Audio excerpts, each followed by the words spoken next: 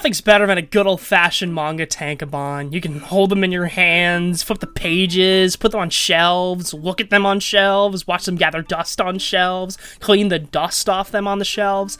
Tankobon are truly the best way to read manga. What the fuck is that thing? Digital manga, the quitter's way of reading fairy tale. If you're someone who got into manga before the 2010s, it's most likely you first consumed the medium through tankobons or magazines. However, it's growing more and more common for fans of manga to have found the medium strictly through digital means.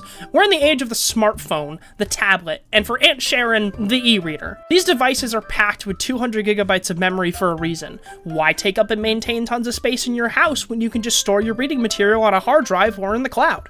Yeah.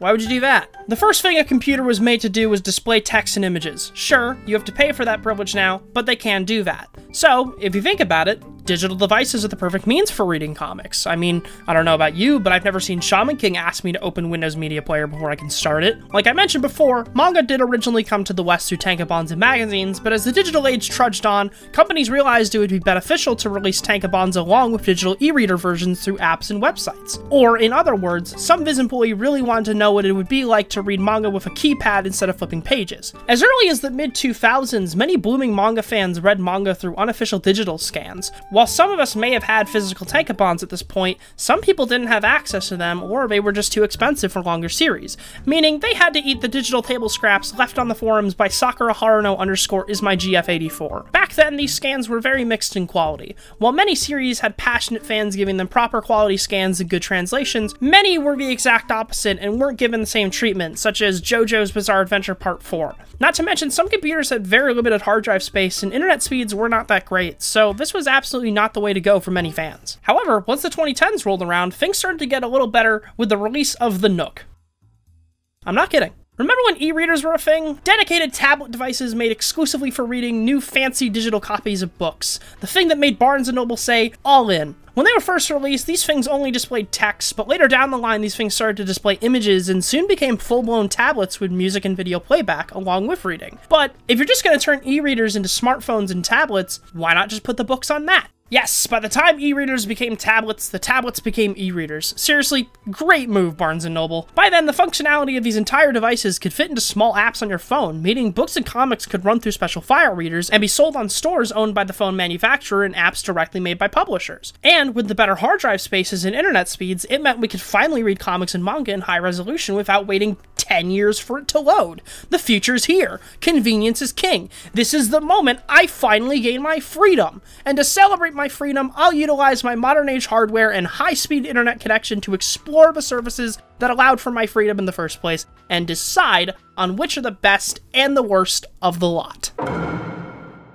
First up, Amazon's Comixology service, a service that started as a cloud-based subscription with its own app. While formerly its own service, in 2014, Amazon decided to treat itself a little and decided to buy the entire company along with its services. It would now act as a marketplace and reader for digital releases of comics and manga on the Amazon website, along with its already available subscription service, Comixology Unlimited. For a monthly charge of $5.99, you'd get access to a select pool of comics and manga to read on their website or their app. And you could also use it to read digital comics and manga you bought on Amazon. They feature comics like Bone, Invincible, and Scott Pilgrim, and manga like Attack on Titan, Blame, and Appleseed. My first impression of the service is positive. I think the website and app are pretty quick, and the selection of comics on the service is good, but I think the selection of manga could be a bit better. I feel like it has an abundance of Western titles, but manga fans will be disappointed with the lack of series. While you can, of course, buy individual issues, the amount of series that are part of the subscription itself is small. The Comixology reader is alright. It's a bit slow at times, but it offers good options for zooming, displaying, and page turning.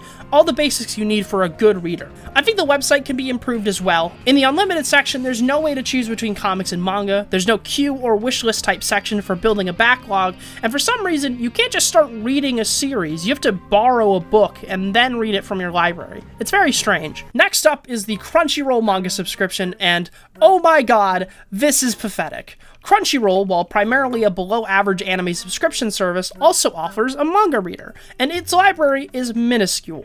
There is a single page of series with very few standout titles, the reader is bare minimum with no zooming, no layout options, and it's slow as fuck. It's obvious that this part of the subscription is simply a tacked-on bonus for the Crunchyroll anime subscription, and it's hardly a bonus at that. And finally, for the services that are just subscription services, we get to Viz Media's Shonen Jump service. This is the king of quality in terms of a subscription service. Back when the physical publication of American Shonen Jump ended, Viz published digital versions of the magazine that could be read on their website. For about $5.99, you could read the magazine digitally on desktop or mobile. However, it had problems. You were simply given the magazine, so you had to dig through the entire thing if you wanted to read a specific series. Not to mention, there was no way to search for what chapters were in what magazine. It was kind of a mess, and things needed to change. And things did change. In December 2018, Viz Media announced the Shonen Jump Vault, a subscription service that would allow you to read individual Shonen Jump legacy titles, currently running Jump titles that updated weekly, and additional Shueisha titles, like titles from Jump Plus.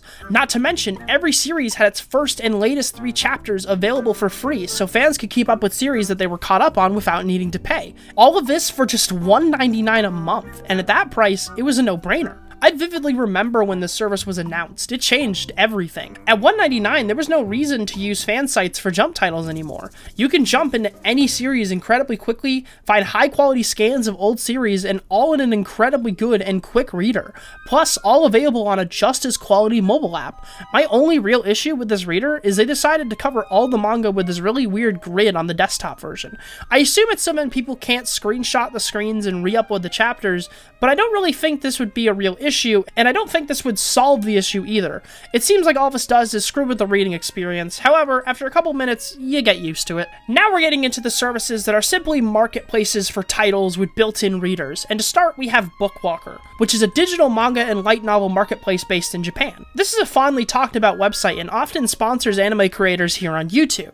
However, I do want to bring up some gripes that are debatably worth losing future sponsorship opportunities over. I think the site looks very dated and has a very confusing layout. Plus, the reader is incredibly slow on desktop. However, I will give the site credit. They have a very vast library of titles and a pretty well-built mobile app, which I feel like is the main focus compared to the desktop app. However, that doesn't excuse the slow experience for desktop readers. And finally, we have the Google Play Store Reader. Like Amazon, it's a simple book marketplace and reader with a library tied to your Google account. And I don't really have much to say on the platform, because it's as simple as that. Like Amazon, it has any book you'd want, and you can read them directly through your mobile device. The reader is pretty slow, especially if you're scrolling to find a specific page. I had moments where I was waiting multiple minutes for pages to load, and had to reload the page a couple times to get the manga to load.